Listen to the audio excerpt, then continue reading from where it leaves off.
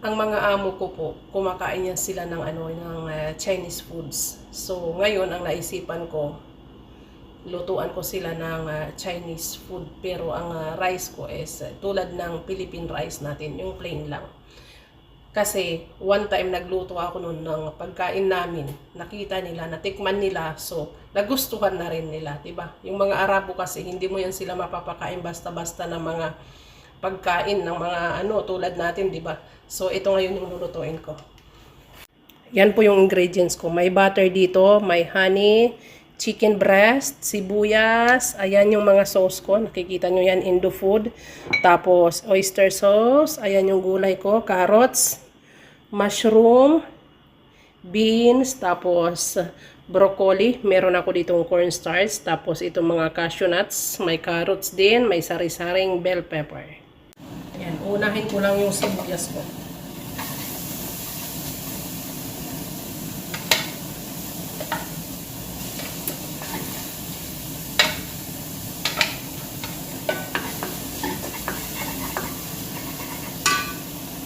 Pag nagigisa po ako ng sibuyas, hindi po ako agad-agad naglalagay ng mantika, niluluto ko yung sibuyas.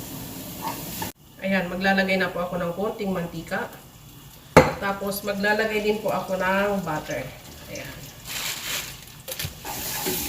Naglalagay din po ako dito ng ng isang cubes.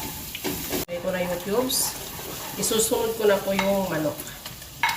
Ayan. Tapos, lagyan ko lang ng paminta. Tapos, imekos-mekos na natin. Ganyan lang po karami yung asin ko. Ayan, ilalagay ko na. Tapos po, isusunod ko na yung carrots kasi yung carrots, medyo matagal maluto ng konti. Ayan, isusunod ko lang po itong yung nuts. Ayan. Mekos-mekos natin dyan. Tapos, yung beans. Kasi medyo matigas din yan ng konti. Kailangan marunong tayong mag-maintain para hindi siya ma-overcook. Ayan. Mekos-mekos lang natin. Isusunod ko na po yung ibang gulay. Ayan, yung cauliflower. Tapos ito pong mushroom. Pagsasama-samahin na natin dyan. Ito. Yung repolyo. Tapos, itong mga bell peppers. Ayan. Tapos, imekos-mekos lang natin. Yung cornstarch po, ayan, tinutunan ko siya dyan. Pwede mo rin naman i-diretso dito, pero ako kasi mas gusto ko tinutunan. Para kasi mas mag-absorb sa mga gulay.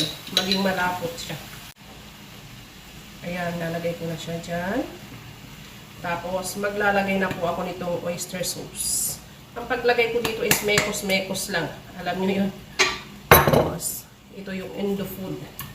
Ayan, ito po, sweet ang flavor niya. Kasi meron nito yung yung maalat. Ayan. Hindi po ako dito naglalagay ng tuyo. Tapos po, itong honey. Naglalagay po ako dito ng honey. Yung honey na to guys is pure talaga siya. Halo ko lang siya dito. Tapos halo-haluin na natin. So ito po mga Sukelabs. Yan. Promise, paborito to ng mga amo ko. Ay, napadami yung sesame oil ko. Pero okay lang yun. Tatanggal na pala yung pinakaano sa takip niya. So, ito na po yun. Sorry, sesame oil. Nadamihan kita. Ayan. Ready to serve na po yan. Okay na po mga Sukelabs. Ready to serve na ako. Thank you po for watching. Ayan. Magsiserve na po tayo. Tanggalan ko lang yung sa gilid. Pangit tingnan. Tapos lagyan ko na sesame seeds. So ayan na po. Ito naman po yung rice. Ganyan po yung gusto nila. So tara, let's go. Serve na tayo. Babush!